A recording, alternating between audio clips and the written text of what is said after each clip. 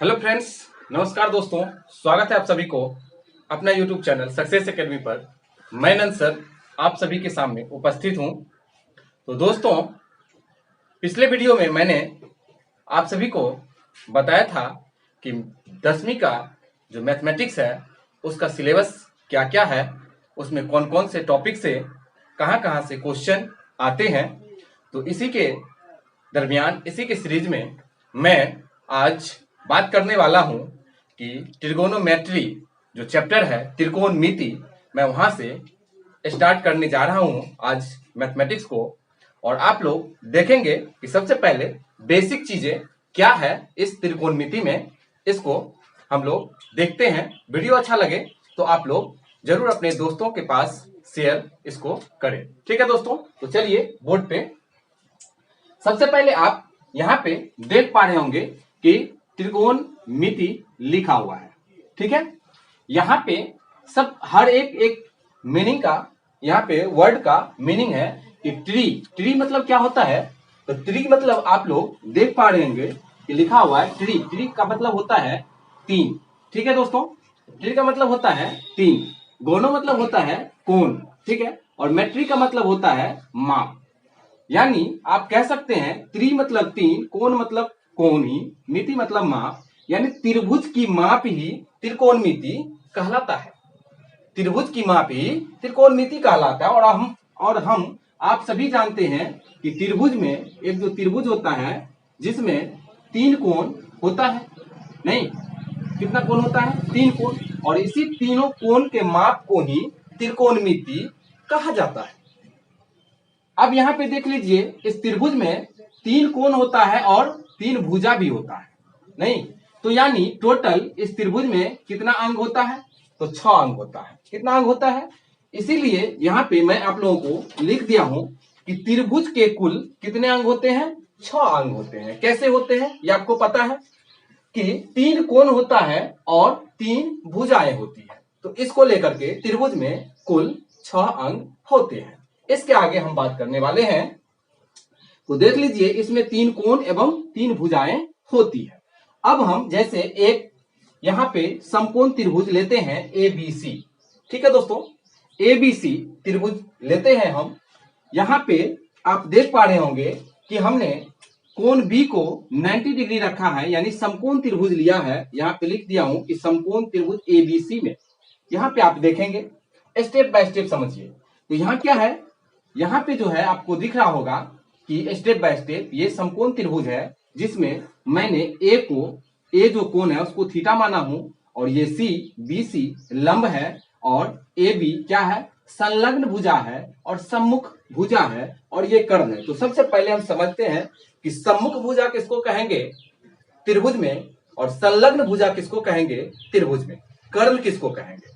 तो समझिए यहाँ पे कि मान लेते हैं हम एक त्रिभुज यहाँ पे लेते हैं, और यह एक त्रिभुज हुआ, और ये समकोण त्रिभुज है। कौन सा त्रिभुज है, समकोण त्रिभुज है।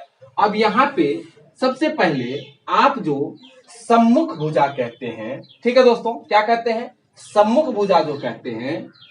तो अब देखिए यहाँ पे ध्यान से, अब हम अगर ये कोण लेते हैं, कोण इसको अगर मान लेते हैं, तो इसका ठीक सामने वाला सम्मुख भुजा कहलाएगा। क्या कहलाएगा, सम्मुख भुजा कहलाएगा। जैसे कि आपको हम यहाँ पे लिख दिए हैं कि त्रिभुज ABC में ये जो BC भुजा है ये सम्मुख भुजा है। ठीक है, क्यों लिखे सम्मुख भुजा, आपको समझ में आया। तो ये जो है कोण A के ठीक सामने वाला भुजा क्या कहलाएगा, सम्मुख भुजा कहलाएगा। ठीक है, जैसे कि मैं यहाँ लिखा हूं कोण के सामने वाला भुजा सम्मुख भुजा कहलाता है। और ध्यान दीजिए, कोण से जो जुड़ा हुआ भुजा रहता है, समकोण को टच करने वाला, इसको संलग्न भुजा कहलाता है। क्या कहलाता है, संलग्न भुजा हम बोलते हैं।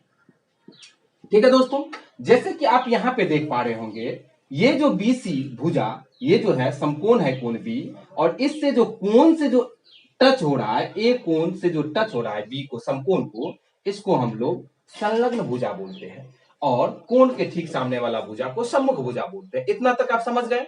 चलिए आगे बढ़ते हैं।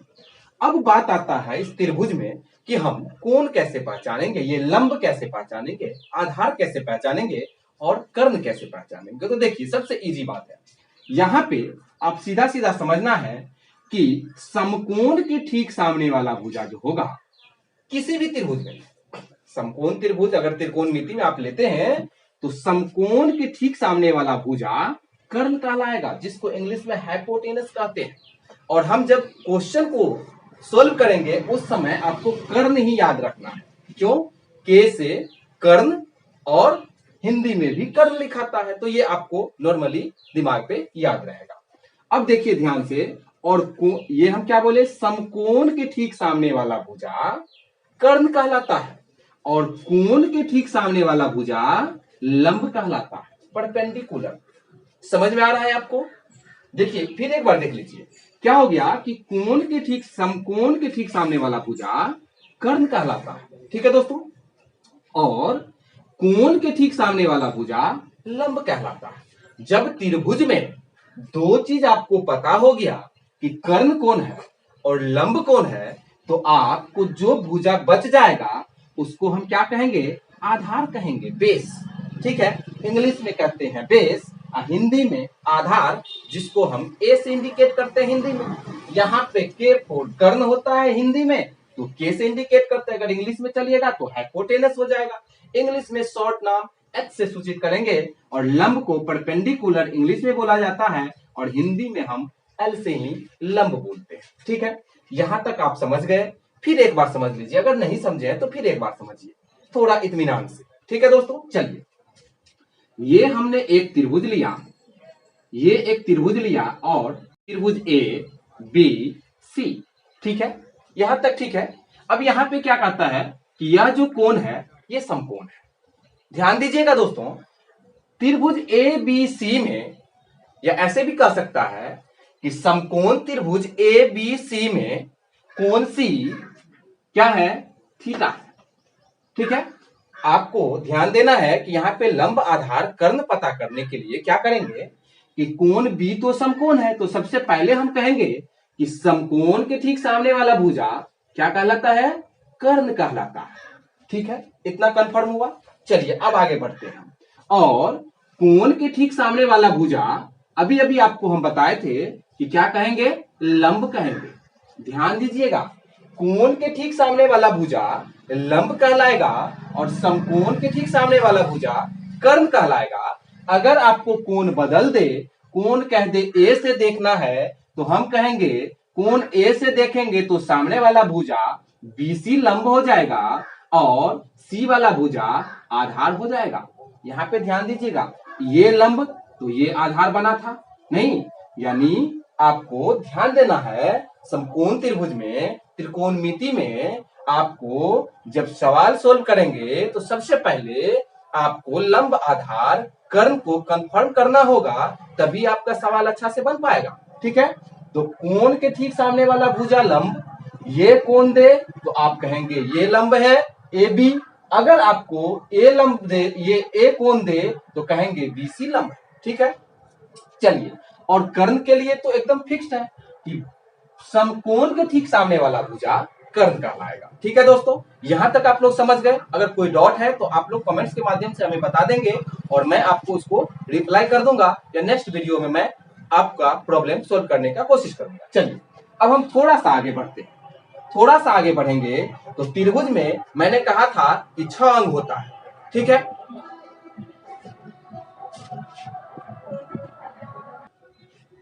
ठीक है दोस्तों, यहां तक आप लोग समझ गए कि कोण में, समकोण त्रिभुज में कर्ण आधार लंब कैसे पता किया जाता है, सम्मुख भुजा किसको कहते हैं, संलग्न भुजा किसको कहते हैं। चलिए अब हम थोड़ा सा आगे बढ़ते हैं इसमें। तो सबसे पहले यहाँ पे मैं लिख दिया था कि बीसी भुजा लंब है। देखिए, ये जो बीसी भुजा है ये लंब है। इसके बाद ए बी भुजा क्या है? आधार है। ए बी भुजा यहाँ पे आधार बन रहा है क्योंकि मैंने ये कोण लिया था। और ए सी भुजा क्या है? ये कर्ण है। ए सी भुजा क्या है? कर्ण है। तो पाइथागोरस प्रमेय के अनुसार होता है, ये जान लीजिए कि अगर लंब निकालने के लिए दिया जाए तो कहेंगे रूट अंडर कर्ण स्क्वायर माइनस आधार स्क्वायर आप कर दीजिएगा तो आपका यहां से लंब निकल जाएगा। ठीक है, अगर आधार आपको निकालना रहे तो कहेंगे कर्ण स्क्वायर माइनस लंब स्क्वायर कर दीजिएगा तो आधार निकल करके आ जाएगा आपको।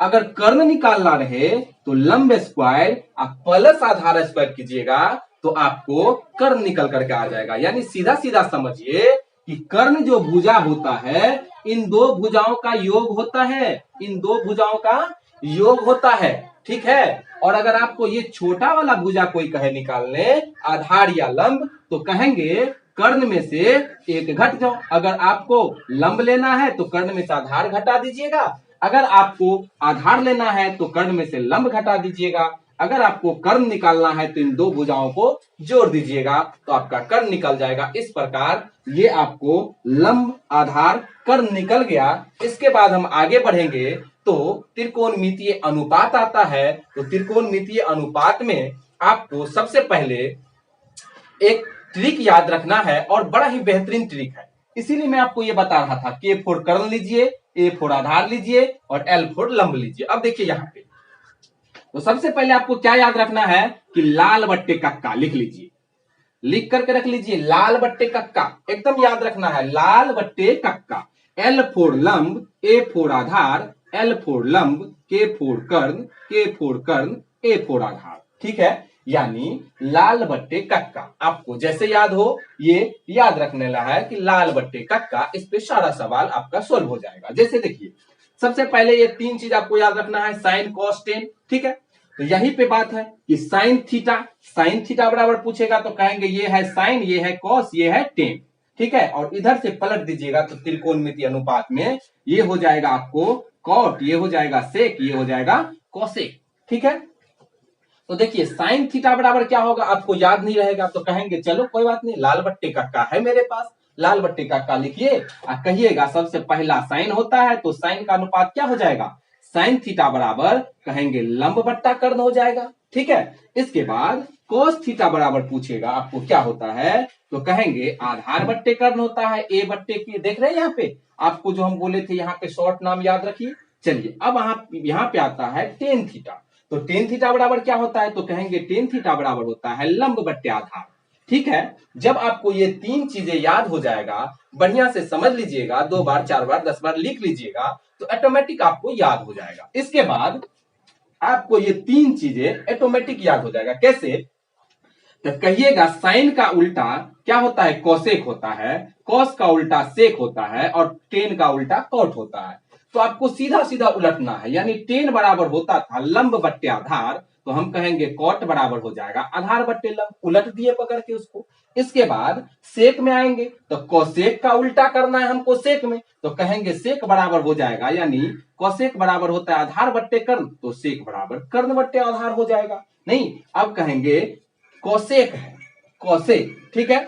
अब कोसेक में क्या करना है तो कहेंगे साइन का उल्टा होता है कोसेक, यानी साइन को उलट दीजिए कोसेक बन जाएगा, तो कहेंगे साइन में होता है लंब बट्टे कर्ण, तो कोसेक में कर्ण बट्टे लंब हो जाएगा। और इस प्रकार से आपका त्रिकोणमितीय अनुपात यहाँ पे समाप्त होता है। इंट्रोडक्शन क्लास समाप्त हो गया, बेसिक इतना ही था त्रिकोणमिति में। अब हम लोग नेक्स्ट वीडियो में डायरेक्ट चैप्टर से बात करने वाले हैं, और चैप्टर आपको मैं सुगम गणित का भारती भवन का जो है सो गणित 10th क्लास का मैं पढ़ाने वाला करने के लिए। तो ठीक है दोस्तों, वीडियो अगर अच्छा लगा हो तो वीडियो को लाइक करें, शेयर करें और चैनल को सब्सक्राइब करें। ठीक है दोस्तों, तब तक के लिए धन्यवाद। जय हिंद दोस्तों।